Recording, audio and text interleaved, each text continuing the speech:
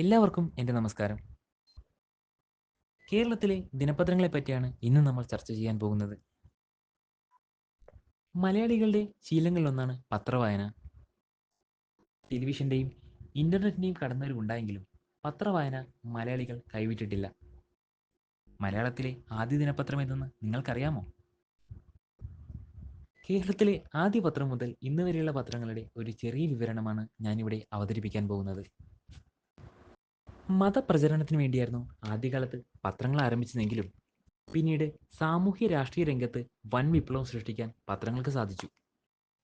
1847 June മാസത്തിലാണ് മലയാളത്തിലെ ആദ്യ പത്രം പിറവിയെടുത്തത്. മതപ്രചരണത്തിനായി ജർമ്മൻകാരനായ ഹെർമൻ ഗുണ്ടൻ ആയിരുന്നു രാജ്യസമാഹാരം എന്ന ആദ്യ പത്രം ആരംഭിച്ചത്.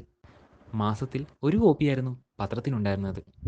എല്ലാ വിഭാഗം ആളുകൾക്കും വേണ്ടി 1847 ഒക്ടോബറിൽ പശ്ചിമോദയം എന്ന മാസിക കൂടി പിന്നീട് പ്രസിദ്ധീകരിക്കുകയുണ്ടായി. കോട്ടയം CMS കോളേജിന്റെ വകയായി 1867 പ്രസിദ്ധീകരിച്ച വിദ്യാസംഗ്രഹം എന്ന പത്രമാണ് ലോകവാർത്തകൾ മലയാളത്തിലെത്തിച്ച ആദ്യ മാസിക. 1860കളിൽ പ്രസിദ്ധീകരിച്ചിരുന്ന ദി വെസ്റ്റേൺ സ്റ്റാർ എന്ന കേരളത്തിലെ ആദ്യ ഇംഗ്ലീഷ് പത്രത്തിന്റെ മലയാളം പതിപ്പായി പശ്ചിമധാര എന്ന പത്രവും 1864 പുറത്തിറങ്ങി. 1870 കൊച്ചിയിൽ നിന്നും കേരളപാത എന്ന പത്രവും പ്രസിദ്ധീകരണം ആരംഭിച്ചിരുന്നു. പത്രങ്ങൾക്ക് ഭരണാധികാരികൾ ആദ്യമൊക്കെ വലിയ സ്വീകരണം നൽകിയിരുന്നെങ്കിലും വിമർശനം ഉൾക്കൊള്ളുവാൻ അവർക്ക് സാധിച്ചിരുന്നില്ല.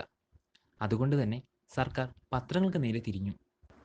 തുടർന്ന് 1867 കോട്ടയത്ത് നിന്ന് പ്രസിദ്ധീകരിച്ച സന്തുഷ്ടവാദി എന്ന പത്രവും ട്രാവൻകൂർ ഒരാൾ എന്ന പത്രവും സർക്കാരിനെ വിമർശിച്ചു എന്ന പേരിൽ നിരോധിക്കപ്പെട്ടു. പിന്നീട് 1881 പ്രസിദ്ധീകരിച്ച കേരളമിത്രമായിരുന്നു ലക്ഷണമൊത്ത മലയാള പത്രമായി കണക്കാക്കപ്പെട്ടിരുന്നത്. ഗുജറാത്തുകാരനായ ദേവ്ജി ഭീംജിയായിരുന്നു ഇതിന്റെ ഉടമസ്ഥൻ. കണ്ടത്തിൽ വർഗീസ് മാപ്പിള ഇതിന്റെ പത്രാധിപനുമായിരുന്നു. 1884 ഒക്ടോബറിൽ ചെങ്കുളത്ത് കുഞ്ഞിരാമ മേനോൻ പ്രസിദ്ധീകരിച്ച കേരള പത്രികയായിരുന്നു മലബാറിലെ പ്രധാന വാർത്താമാന പത്രം. 1887 ഏപ്രിൽ 15 കോട്ടയത്തെ മന്നാനത്ത് നിന്നും പ്രസിദ്ധീകരിച്ച പത്രമായിരുന്നു നസ്രാണി ദീപിക. ഈ പത്രമാണ് ഇന്നും പ്രചാരണത്തിലുള്ള ദീപിക ദിനപത്രം. 1888 സ്ഥാപനം രജിസ്റ്റർ ചെയ്തിരുന്നുവെങ്കിലും 1890 മാർച്ച് 22 കോട്ടയത്ത് നിന്നും കണ്ടത്തിൽ വർഗീസ് മാപ്പിളയുടെ നേതൃത്വത്തിൽ ആരംഭിച്ച പത്രമായിരുന്നു മലയാള മനോരമ. 1901 ആഴ്ചയിൽ 2ഉം 1918 മുതൽ ആഴ്ചയിൽ 3ഉം 1928 ദിനപത്രവുമായി ഇവ മാറി. പിന്നീട് 1938 തിരുവിതാംകൂർ സർക്കാർ പ്രസ് അടച്ചുപൂട്ടിയിരുന്നുവെങ്കിലും സ്വാതന്ത്ര്യലബ്ധിക്കു ശേഷം പുനഃപ്രസിദ്ധീകരണം ആരംഭിച്ചു.